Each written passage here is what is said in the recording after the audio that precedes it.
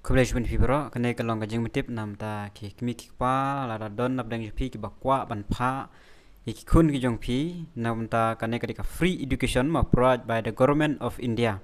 Dia kane ka advertisement rule apan mi da ka office of the directorate of school education ka badai jong ka government of Meghalaya.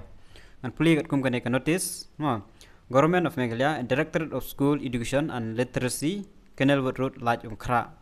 Te na po ka office jong kane ka office kilapan mi ya kane ka advertisement.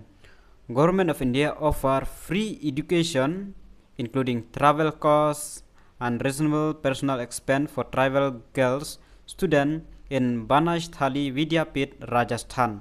Kane ka jaka puli ka don po Rajasthan te kitu ki bayo bansya saleng mut ba kabai late by one kabai sa kabai bam nadang shadong free of course in pen biang lot ken I lot nadang shadong. Naganeka Government of India can I.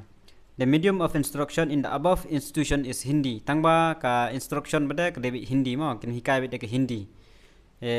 Kamdon English kamdon ai tanga Hindi ben. Tera pikwa man pha igi khunjung phi te sale ek bron kam igi kita jon kam. It is an excellent girls residential school which offer besides good education very good extracurricular activities like swimming, sports and game, horse riding, music, classic dance, painting and education tour.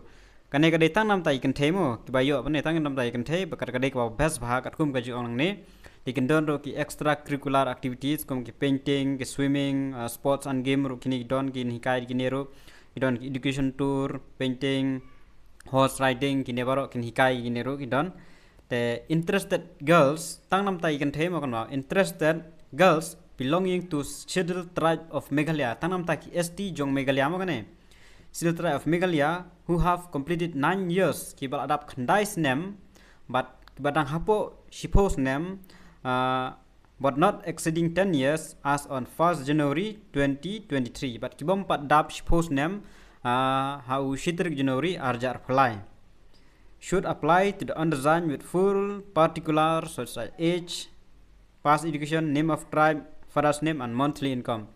Te kitu ki bakwa ban apply phila ban apply ha kan office director of school education literacy Kenilworth Road Laim Kra kan pola Laim Kra kan ka diesel phap le yang tu apply ka application jong phi phap ban tho ki detail kum ka Snem past education la past class ayu kan name of the tribe father's name but ka monthly income kat no phi yo kata shibanai ta ki detail baro phap ban tho kan phap chna hi ya kata ka application form ne phila ban late direct kar kan ko office ro the last date of receipt of application kan dai live ho trik jong mana jun kan dai la shai kasni is 30 June 2023 all candidates are directed to appear for personal interview kan don ka personal interview ro kan on 5 July 2023 at 1:30 p.m.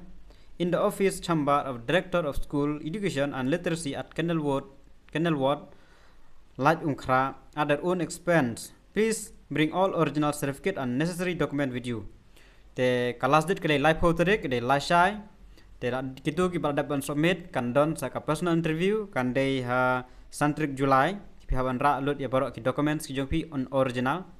The kin sa select nang tu pada. The hang ne klem ong kat nongut kin select tang ba kin sa pentip hadin pada.